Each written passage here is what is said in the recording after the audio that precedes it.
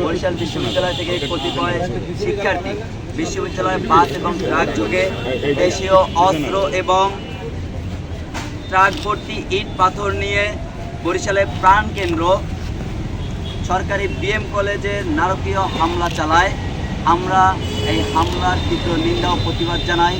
তারই পরিপ্রেক্ষিতে বাংলার সাধারণ মানুষকে বিষয়টি অবগত করার জন্যে, সত্যটি তুলে ধরার জন্যে আপনাদেরকে আমরা ডেকেছি।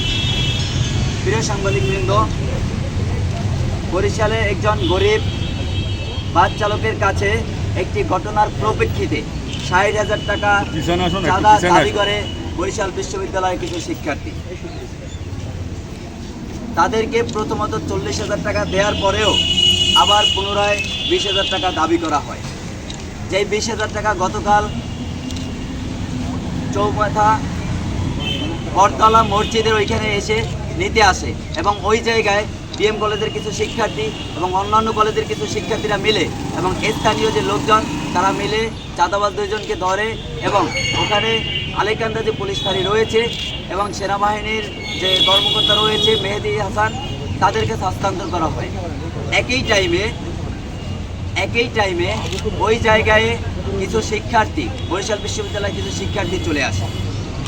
উক্ত ঘটনাকে কেন্দ্র করে বিষয়টি বিবেচনা না করে দুজন চাঁদাবাজের পক্ষ নিয়ে রাত ১২টায় বিশ্ববিদ্যালয়ের বাসযোগে একদল শিক্ষার্থী আমাদের বিএম কলেজের শিক্ষার্থীদের উপর হামলা চালায় এবং আলেকান্দা পুলিশ ফাঁড়িতেও হামলা চালায়। এর পরিপ্রেক্ষিতে বরিশাল বিশ্ববিদ্যালয়ের শিক্ষার্থীরা কেস স্টাডি না করে নিজেদের বিশ্ববিদ্যালয়ের চাঁদাবাজের শিক্ষার্থীদের দুজনের পক্ষে দেশীয় অস্ত্র, ট্রাক ভর্তি ইট পাথর নিয়ে বিএম কলেজে হামলা চালায়। এই হামলায় বিএম কলেজের শিক্ষার্থী এবং বিএম কলেজের যে বাস রয়েছে, বাসগুলো ভাঙচুর করে, শিক্ষার্থীদের উপর হামলা করে, শিক্ষকদের বাসায়ও হামলা করে এবং বিএম কলেজে যে বাস রয়েছে সেই বাসের যারা চালক রয়েছে তাদের বাসায় হামলা করে। রাত ১টায় একটি বিশ্ববিদ্যালয় কর্তৃপক্ষ কিভাবে বাস নিয়ে একটি শিক্ষা প্রতিষ্ঠানে রওনা দেওয়ার অনুমতি দেয় তা আমাদের কাছে বোধগম্য নয়। আমরা এর জবাব চাই। সবচেয়ে দুঃখজনক বিষয় হলো বরিশাল বিশ্ববিদ্যালয়ের শিক্ষার্থীরা বরিশাল তথা দক্ষিণবঙ্গের জ্ঞানের বাতিঘর শতবর্ষী বিএম কলেজের বনমালী গাঙ্গুলী ছাত্রীনিবাসে হামলা করে। এই হামলাটা কোনোভাবে মেনে নেব না। এই সময় আশেপাশে বিএম কলেজের শিক্ষকদের বাসায়, সাধারণ মানুষের বাড়িঘর এবং দোকানপাটে হামলা এবং ভাঙচুর করে। এতে করে আতঙ্ক বিরাজ করে কলেজে, এলাকায় থাকা সর্বসাধারণের মাঝেও। সংঘর্ষে আহত শিক্ষার্থীরা শেরেবাংলা মেডিকেল কলেজে স্বাস্থ্যসেবা নিতে গেলে সেখানেও তাদেরকে বাধা দেওয়া হয়। এমনকি শেরেবাংলা মেডিকেলে আমাদের যে সকল শিক্ষার্থীরা আহত অবস্থায় গিয়েছে তাদেরকে ওখানে অ্যাডমিট হতে দেওয়া হয়নি, এমন অভিযোগ পাওয়া গিয়েছে।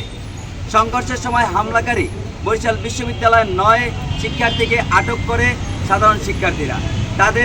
তাদের সকলকে আমরা নিজেরা স্বাস্থ্যসেবা নিশ্চিতের লক্ষ্যে প্রশাসনিকভাবে আইনশৃঙ্খলা বাহিনীর হাতে হস্তান্তর করি, যেই জায়গায় বরিশাল বিশ্ববিদ্যালয়ের শিক্ষকরা উপস্থিত ছিলেন।